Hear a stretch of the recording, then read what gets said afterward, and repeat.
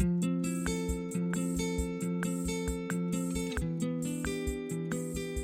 and welcome to the Saimoe channel, your guide for all things tournament and moe. My name is Memento10 alongside Magler and Chibasa. Thank you for taking your time to listen into our podcast. Everyone, hi! Hi. Hi. Alright, so for those of you who don't know what we are discussing, International Saimoe League, or ISML, is a popularity contest of which we discover who is the most moe or the most gar among all the anime boys and girls out there, and it's up to you, the voters, to decide who that person is by casting your votes. As our discussion today, the biggest thing to talk about in ISML at the moment are the nomination results. Results have been up since last week. Now we are going to talk about it after having several days looking through the data, looking through the results, and giving us our fair opinions on what it is that's going on. So, Magler, in your opinion, looking through all the results that have happened so far for the nomination period, what do you think is the favorite to win the tournament overall? There is three strong favorites, in my opinion. Number one is the Misaka Mikoto, who again got the most nomination of all the characters. Second would be Kaguya, Shinomiya Kaguya, who won the yearly seasonal last year, along with many other contests like the best couples over rather strong Hotaro Eru couple. And also recently, I heard that she won the best girls contest. In fact, did Hayasaka also came up to be something like third in that contest? Yeah, who is also from the same series. In addition, another thing that's kind of shows how powerful Kaguya might be is that the number one nomination in the male side is Shirogane Miyuki, who is from the same series. In fact, number one and number two in the male are both from the same series. And usually when a certain series shows this kind of dominance in the nomination, that has to put them as a favorite. I will not put Sakurajima Mai out of contention yet. She was really doing well last year, and she got a new movie that came out, and there are many things that's kind of working in her favor. Sakurajima Mai made it was the third finisher, and that has tendency to get some sympathy votes. And also she was runner-up against Kaguya in the best girl contest, which shows that there might be some people, trying to get some revenge. And in ISMO, there always is a strong anti-repeat sympathies. This is what prevented Mikoto from winning second tiara. This is what prevented Tachibana Kanade from winning the tiara, even though she was really dominant at one time. So that might work against Misaka Mikoto. So when you put everything together, if I really have to choose one, I have to go with Kaguya. So that's my take. So you're going with Kaguya to win the whole tournament and accept the tiara? Yes. How about you, Chibasa? What I think Mikoto and Kaguya are also the two favorites overall. But I think it's also possible that Tosaka Rin can perform. Fate had a lot of characters going through nomination. They always perform pretty well those last years. Last year they had two seasonal wins with Grey in summer, Ishtar for fall. They had, of course, Rin winning Topaz Necklace. And I think they might perform again. So it might be an underdog for the tiara. Yeah. I think Mashiro is also an underdog, as she always finds her way to the semifinals at least. So those would be the two others that I would look for tiara. And on Mal side, I think Kaguya characters are really, really strong. Both Miyuki and Ishigami dominated the nominations. Maybe Okabe have his shot. He performed pretty well most of the last years, but I think he might lack the recent CBS to do it all the way. That's it for me. Yeah, I actually agree that Tosaka Rin really has a strong chance. Tosaka Rin, the Heaven's Feel, the third movie is gonna come out soon.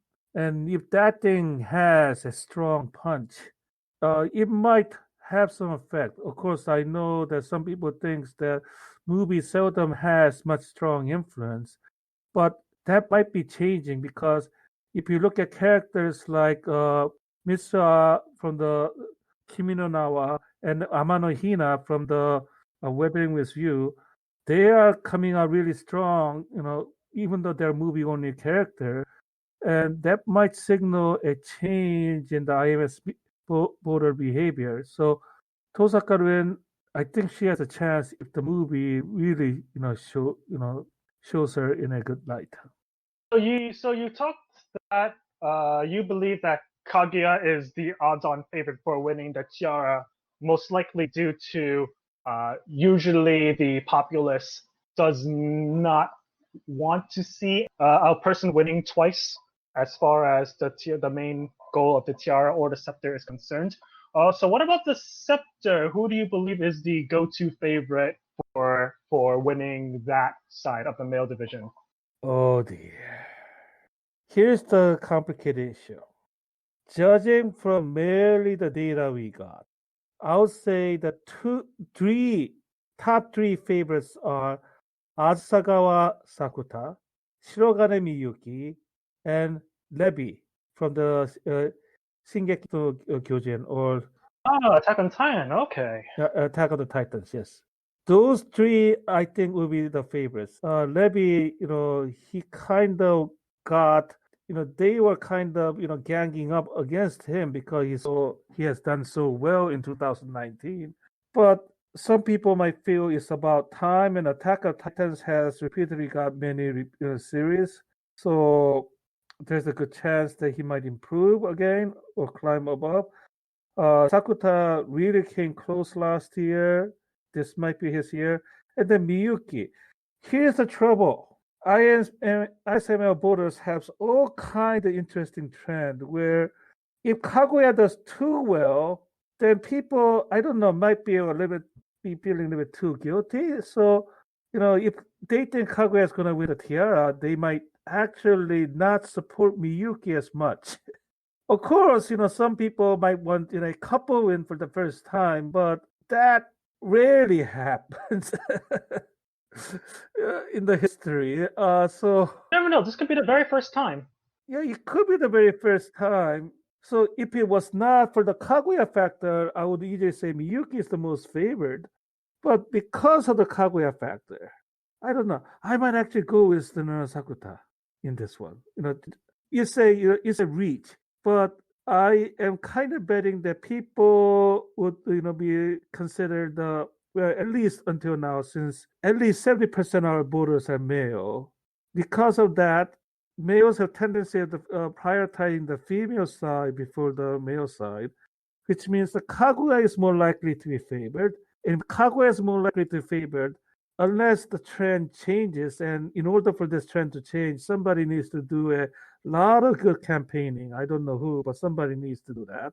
Unless the trend changes, people will say Kaguya tiara, and then as a consolation prize for Sakurajima Mai, Sakuta as the scepter. Now, if something happens and Miyuki seems like the one likely to win the scepter, then Kaguya might suffer a surprising defeat in semifinals to somebody, and then it's almost anybody's game. It could be Rin, it could be Mikoto, it could be Yukino.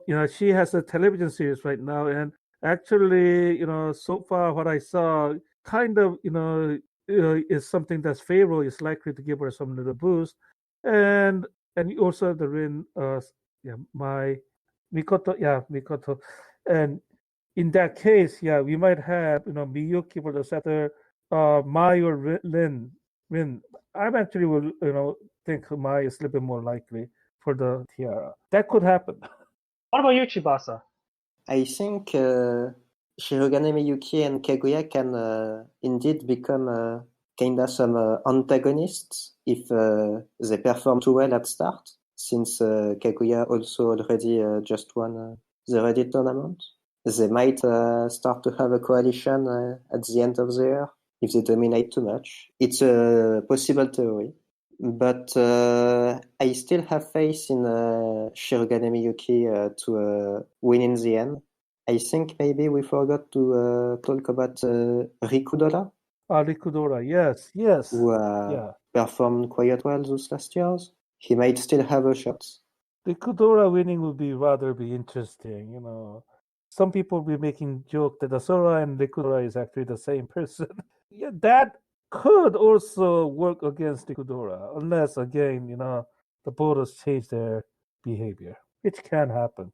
All right, so I believe we've talked a lot about the nominations for the main nomination period for that. But voters have also been allowed to have both winter and spring characters also nominated as well. And while those results are not up in the main ISMO website, you can find that information at internationalsaimoe.com/forum under our subforum, the exhibition subforum, where you'll find the tab of winter and spring 2020 results. Now, based on the list that we have for both winter and spring 2020, who do you think is the odds-on favorite there winning for their particular division? And do they have a good chance of winning the overall seasonal tournament despite summer just happening and fall, we are not sure yet exactly what will be happening for there. For spring, I think Kaguya is also the main series that will perform. I think Inomiko and might be the one. Shirogane Kei. Oh, Shirogane Kei is also in. I don't know which one will be the most popular. Maybe Miko. I suspect Miko because, yeah, if you compare the nomination numbers that they got, Miko really was dominant. So Miko probably, right now, I have to say, not only is she favored to win the spring, unless things change greatly, she is favored to win the yearly. In this case, Inomiko, might get some bonus from the fact that the Kaguya and the Miyuki fans will be voting until the elimination period. So that's gonna help her a lot. One character, one series that I think that can go against Miko is actually Karu from the Princess Connect. Princess Connect managed to get 3 characters into spring, which is pretty strong. And Karu seems to like to be the favorite of them all. I actually saw a Jason stat that says Kokoro is the most favored in many. I think in Korea, Kokoro was the most favored and the second most favored in Japan of the Princess Connect characters. I actually thought that Kokoro might do better, but it looks like Karu is the most favored, and Karu has chance to upset Miko. They are probably the only opposition to Kaguya characters.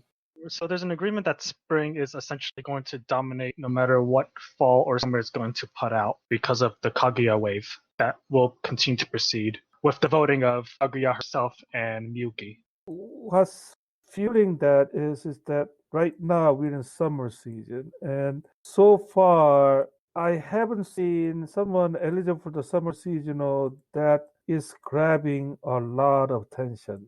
So if somebody needs to challenge the Kaguya series for the yearly seasonal, that somebody will come from the fall season, and I have no idea who's going to come out in the fall season. All right, we can easily put that on tab until all nominations come out, and then we'll see from there. There is a chance anyone within the fall anime 2020 has a shot at taking down the Kaguya faction. And I'm kind of feel guilty of the winter because somehow Chibaku Shonen Hanako-kun got 3 characters in, but this might be due to the fact that people just didn't feel there was sufficient alternatives for the winter seasonal. I think winter is way more open than spring. I don't think there are a main favorite that is way above the others. There are a lot of old contestants coming back. There are Imeragi Yukina, Sakura Kyoko, Girls and Panzer Girls, Detective Conan-san, One Piece. That's a lot of old faces. Princess is also a returning character. So Princess is also returning. Tamake Iroha is from a returning series. Shimarian is also returned, so lots of returning characters. And none of these characters, well, Magi Madoka was dominating, but I wouldn't say Kyoko was the most, popular. Well, maybe because, the Homura got into the main. But yeah, they were not the topmost character in their series. Yeah, Winter feels slightly weaker. Of course, you never know what's going to happen.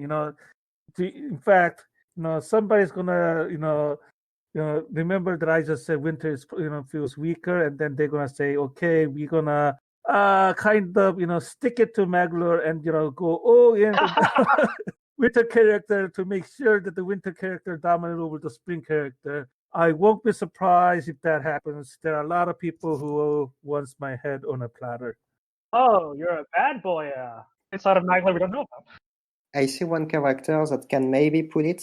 It's Tanaka Asuka, since she's from Hibiki Euphonium, and those last years, Kyoto Animation tends to dominate the season overall. Oh, yeah. Maybe she can have a big boost from this and perform. Yeah, I remember Naze Mitsuki from the Kyokai no Karata. Let me give you a little bit of backstory in case you guys don't know. Naze Mitsuki barely made it to seasonal because she had barely enough for the last place, and only because some of the people that had more nominations than her was not allowed due to the series limits. We're not going to allow too many characters from the same series. And I actually remember having a small debate about that because we were not sure when the movie came out and movie became available to the public, and it took a little searching, and Naze Mitsuki really barely got in, and then she won the whole thing. It was as if most people didn't even know that Naze Mitsuki was eligible, but when they realized that she's eligible, they went all in for her. Yeah, it was fall 2014. And similar thing can happen again, because if you talk about nomination surprises, my biggest surprise would be number 1, Toma Kazusa from White Album 2, 8. What the heck is going on?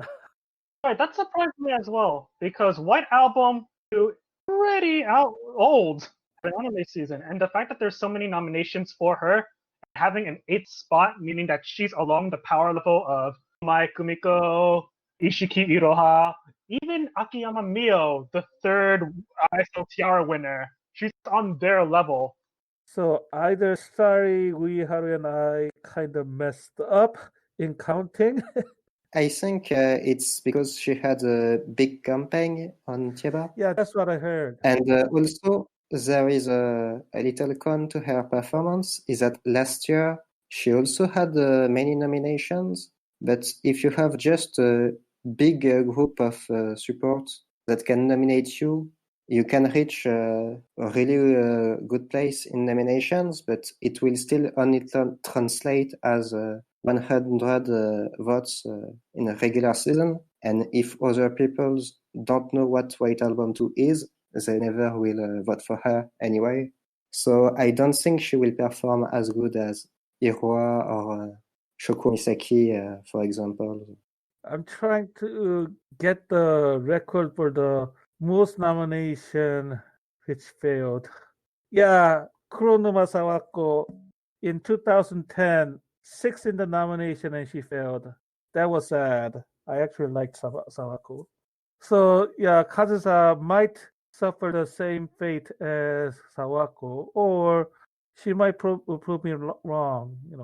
I wonder if this has anything to do with me sometimes playing White Album songs in our channel. I do like White Album songs.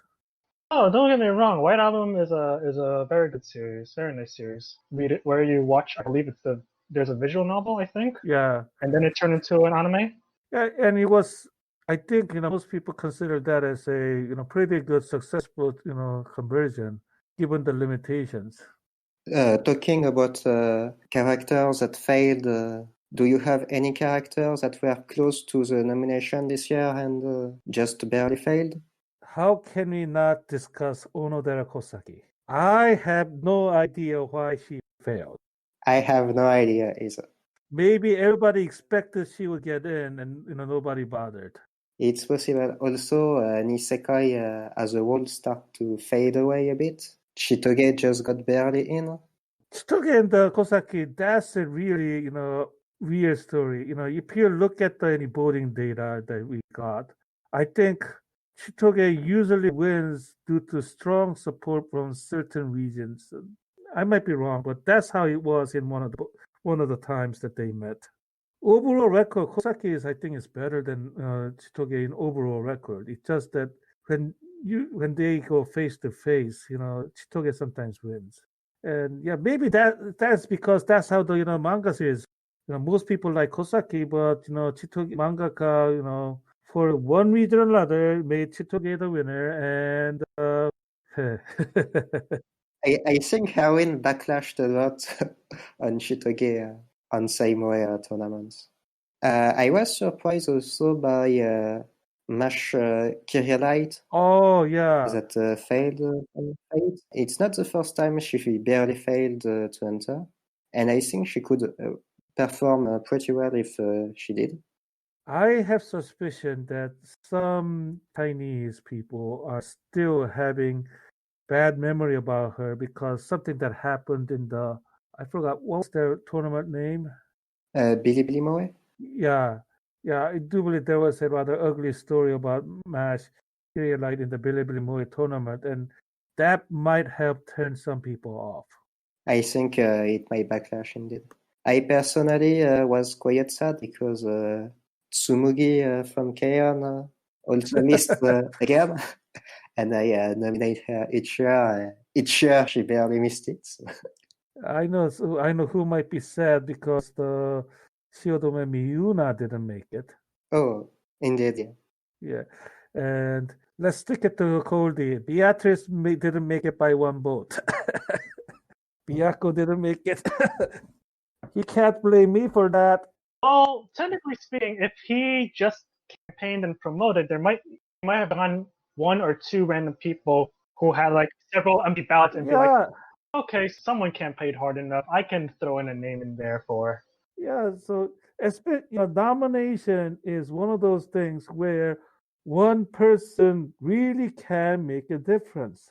That's how it always was. I remember as early as 2009, we had a surprising comeback from one of the characters in the prelim that was due to some people doing a very well coordinated campaigning.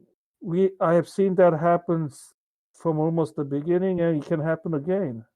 Nomination is one of the places where one person do make a difference. Sticking with nominations, I really want to talk about this new format for ISML 2020, which I believe is quite different from last year of 2019. So for the average person who doesn't want to read the large bulb of text that is available for you in the ISML charter, can you guys explain to us what it is that is so different from 2019 to 2020, and what exactly does the new groups and the new prelim entails for the characters? So the biggest difference is we have reinstated prelim. There was a talk about it, but we decided to reinstate the prelim because we wanted to keep about 120 characters at the start, but we had a need to quickly dwindle the number down to 96.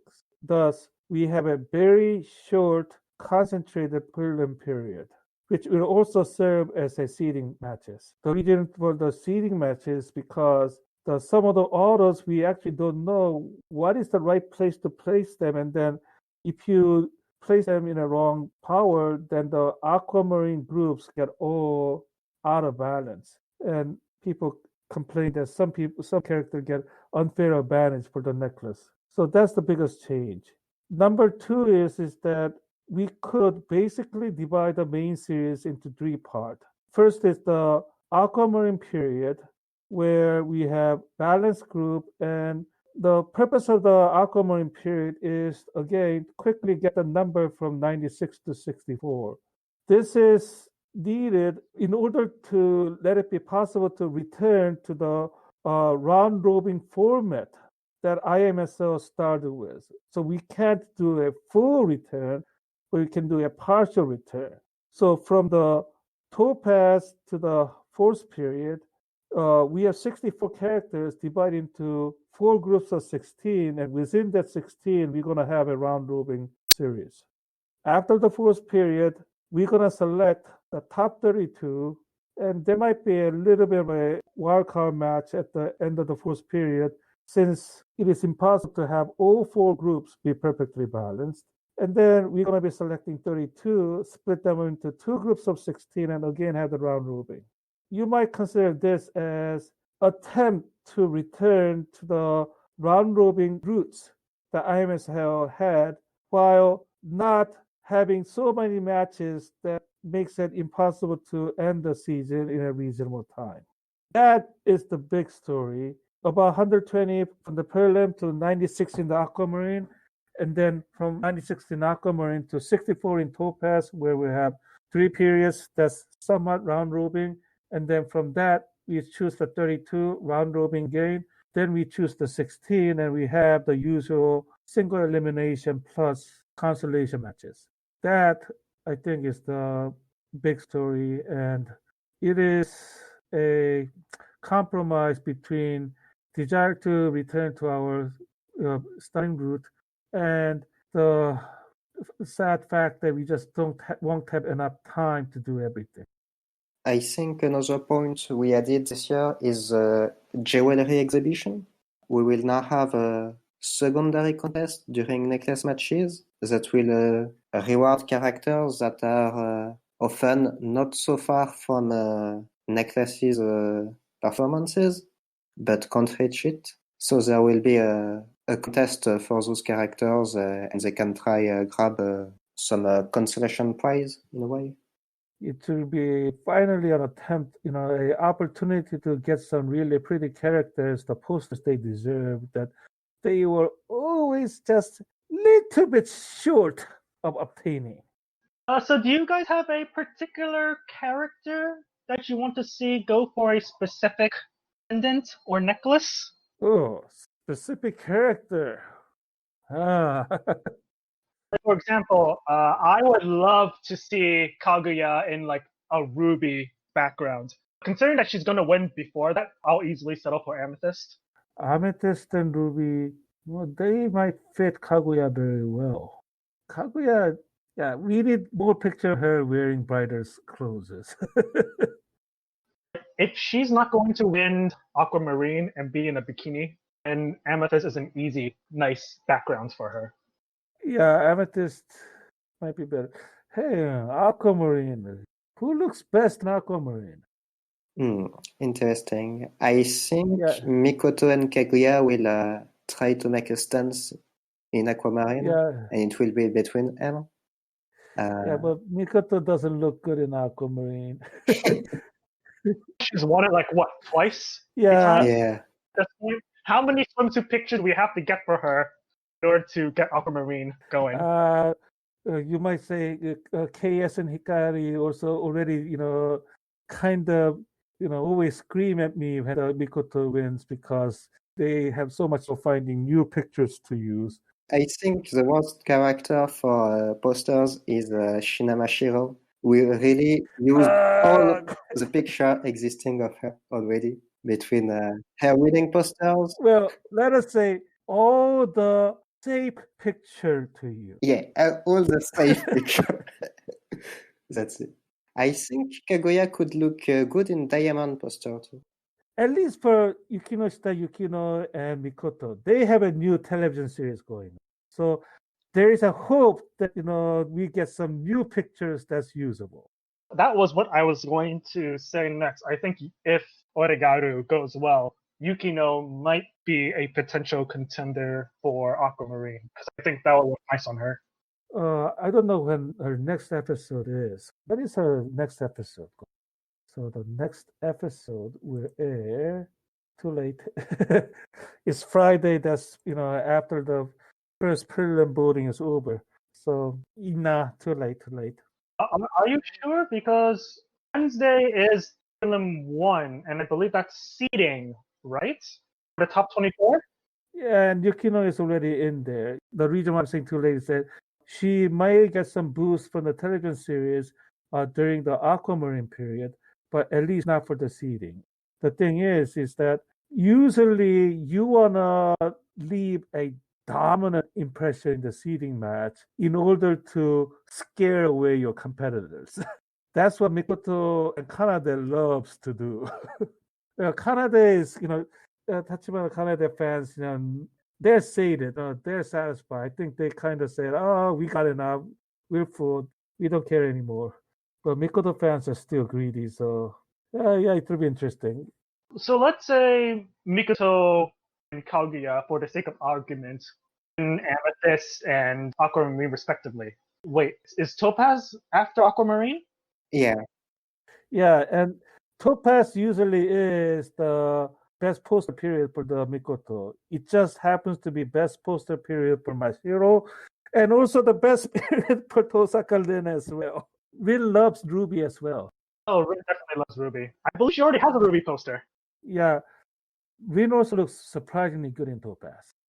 We'll say that Mikoto and Kazuya will win like the first two, and then everything else is literally up in the air. What about Sapphire? Who do you think will look nice on Sapphire? Sagiri could try it again. I think she won one last year. Mashiro could try it. I think she have already a lot of Sapphire. Sapphire. Sakurajima Mai might look really good in Sapphire. Yukino probably looks good in Sapphire as well. Oh, that's true. That's true. Yeah. And maybe Gotobun Girls, if Nakanomiku is still strong. Last year she performed quite decently against Kaguya in final for winter. Ishtar looks more like a Topaz character. Because her gear in the FGO game is yellow, so it makes sense for her to have a yellow background. Plus, I believe she's Venus in her mythological lore. So yellow would be a good background for Ishtar, should she appear as a potential candidate for. Speaking of that, there's a dark horse, Ereshkigal. Some people really are crazy about her. Oh yeah, we don't have much data on how she could perform, but I think she probably will be not far from Ishtar. One character we did not touch about yet is Kamado Nezuko.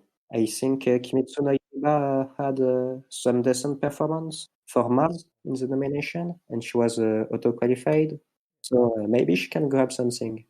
I actually know, if I don't care about the character strings, one character that might really be a good fit for the Aquaman might be Amano Hina. Oh yeah, definitely. Maybe because the strings is not enough, but everything about her, is a really good fit for the Aquamarine.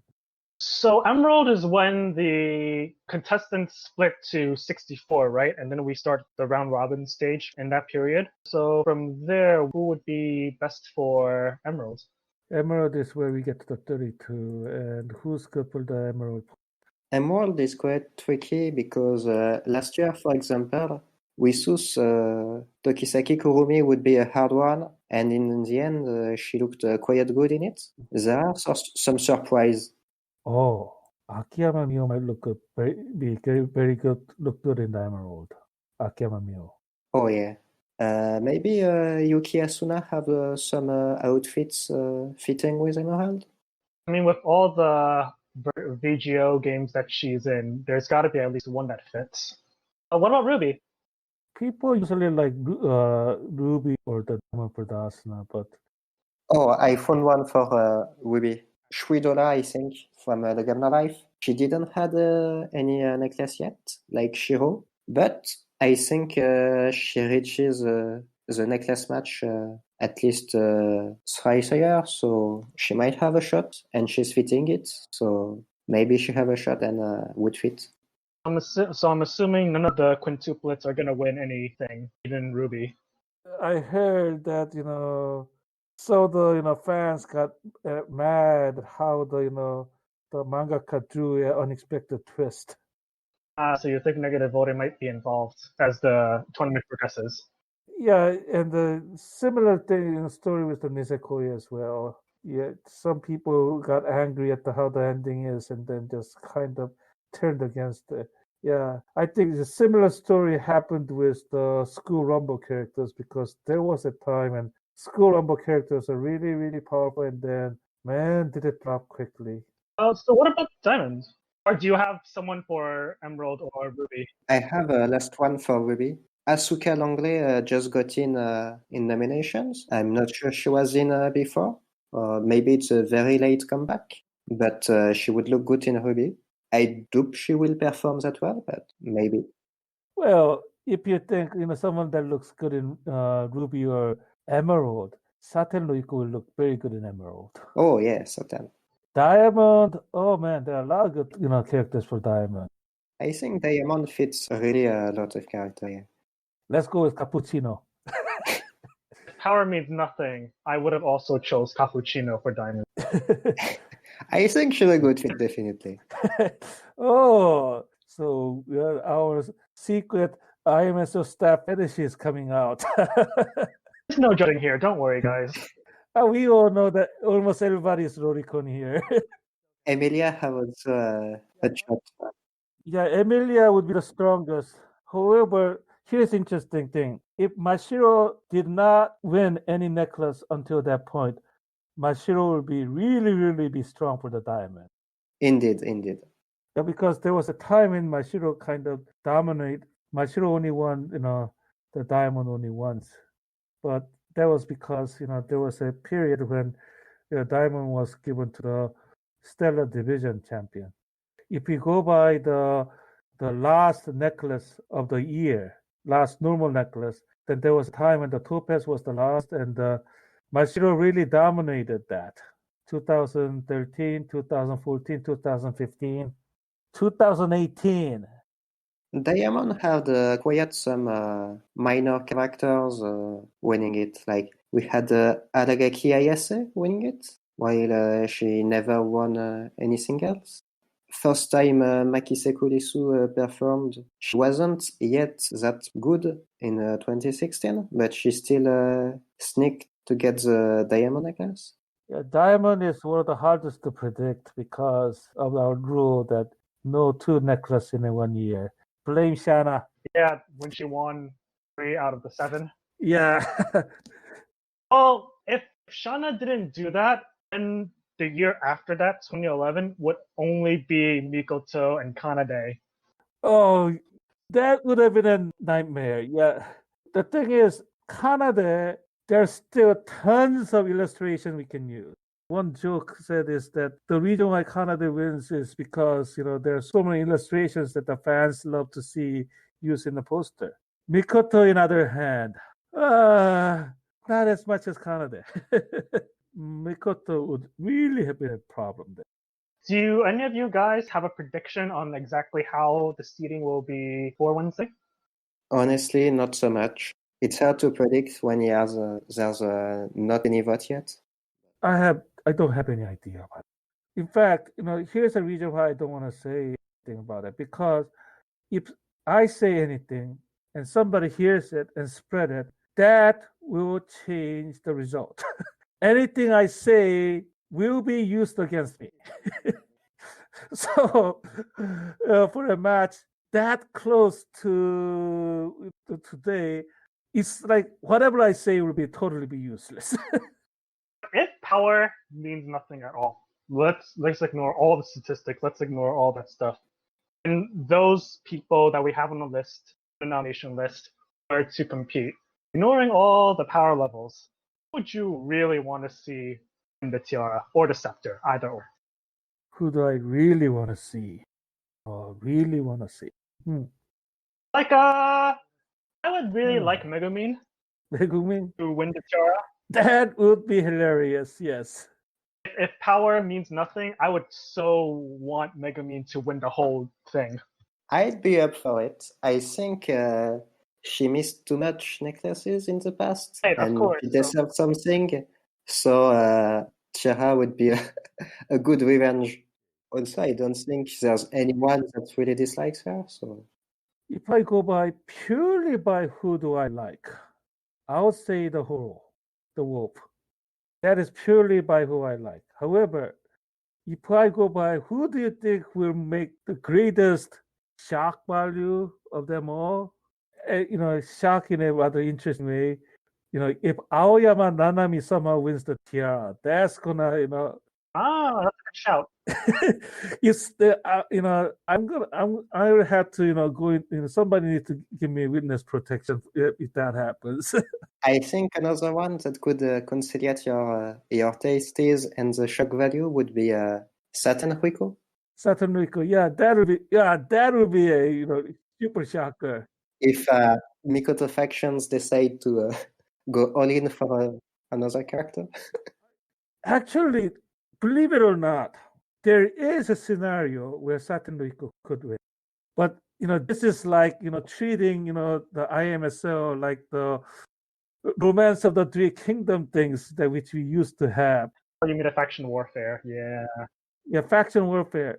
So if you go by faction warfare, they know that a champion always need a protector or a sidekick.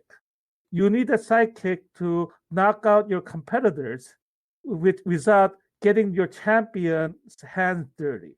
So Mikoto faction could try to use Saten Ruiko as their sidekick.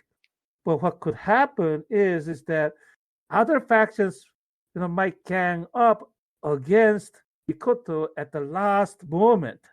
So it could be that by the time elimination period is around, Mikoto might get a surprise upset because other faction united against them, and the Saten Ruiko might be the only character left from the Mikoto faction in the semifinal. If that happens, that could happen. I think Shoko Misaki maybe have more chances to be the sidekick, given the nominations results. That is true. But Satan could be the second sidekick. It's a big faction. They can have multiple sidekicks after. The thing is that Shoko Misaki has her detractors. It's true. There are some people who don't like the way that she communicates. As a big fan of her, I know it. Yeah. So, we're talking something that's about 6 months away, so almost anything can happen. But if this thing becomes a big faction warfare, then there is a scenario where somehow Mikoto and Misaki gets knocked out sooner than expected, and then the Mikoto faction rally around the Saten Ruiko, and if Saten Ruiko can get some sympathy boost from some other characters, she could be the champion of the underdogs, and they could somehow present her as their underdogs champion. They might be able to form a coalition that can make Ruiko win. Of course, I'd like to see it. The chance is 1 in a trillion or even less. I know, but it would be definitely the funniest results. What about the male side? Anyone in particular, if we ignore power level, that you want to see would win if those were the people that were fighting for the scepter? It would be extremely hilarious if, like, Gilgamesh won the tiara. He might. Because his character traits and his behavior would deem the scepter the only thing that's worthy, and all other necklaces are below him. Gilgamesh probably might be the one that has the greatest change in public opinion due to the latest series, because if you remember from the Unlimited Blade War, Gilgamesh was somebody who wanted to wipe out 7 billion people for his own amusement. Gilgamesh really came out was presented as the ultimate evil in the Unlimited Blades work. Yet, in the latest Grand Order, Gilgamesh was probably the one person that kept everyone around and showed the path to victory. So there was a huge change of the public opinion there, and if we can make just the quarter of the people who hated Gilgamesh be one that's more accepting of the Gilgamesh's victory, then he might win. I'm watching a bit, but I don't think I have any strong favorite that is kinda new. So I would be my old favorites like Kion or Tomoya. Why can't we have Yan win? I would love to see Xiaoran.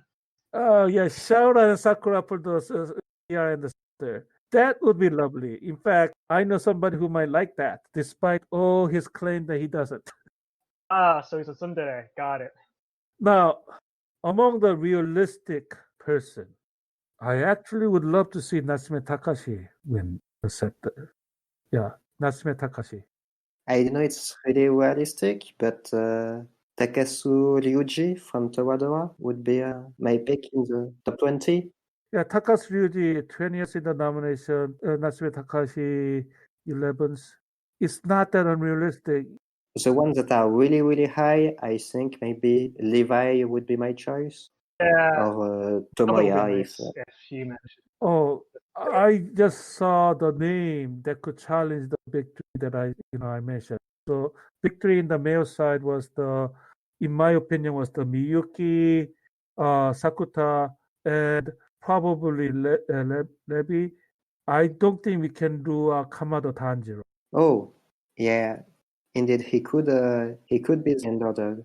By the way, do you think Ishigami have really no chance to top Shirogane? Or could he have a sidekick win, as he's also really popular? I can see Miyuki winning a necklace and Ishigami winning. Top two in the nomination is that's a biggie. In fact, Ishigami got 151. That puts her right below Ishiki Iroha and above Omae Kumiko which is the sixth and seventh in the female side. That is a strong performance. So I don't think we can ignore Ishigami.